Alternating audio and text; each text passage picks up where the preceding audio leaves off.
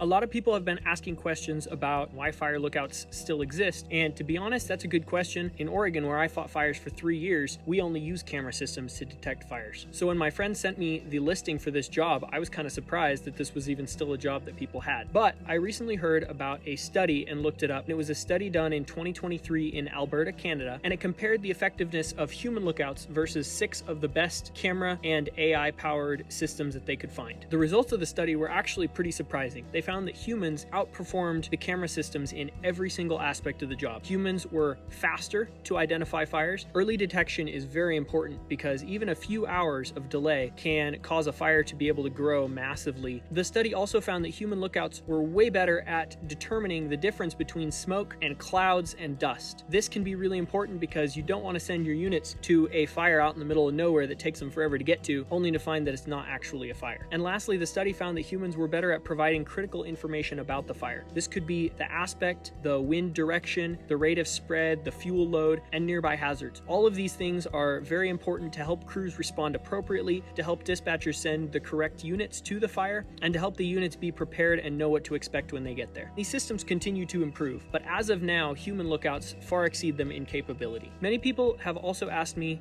about drones being used to find fires, and honestly, I was a little bit confused about this. The expense of buying, operating, and maintaining drones that can go a long distance is still pretty high, and to be honest, I don't really see any benefit. A drone might be able to pinpoint the location of a fire and look at its cause a little bit better than I can from the tower, but that's not really necessary. My primary job is to find the smoke and to report a location that's close enough that the crews can go out and find that fire. And most of the time, the old school firefinder and the tools I have available to me in the tower are good enough to do that. Adding a drone would be fun, but it would be a lot of cost with not much benefit. In addition, helicopters and fixed-wing aircraft are used extensively in firefighting, and the safety systems for aircraft are complicated and well established. Adding drones into this mix adds significant complexity, and it'll be a while for systems to be developed to allow manned and unmanned aircraft to safely fly in the same airspace. Drones are slowly being adopted into the firefighting world, and I'm sure that they will be more and more common as time goes on. One of the main things that I've seen drones used for already is flying over a large fire with a thermal imaging camera to get a heat signature map of that fire. This is typically done at night when all other aircraft is on the ground, which makes safety a lot easier. In addition, as the atmosphere cools down at night,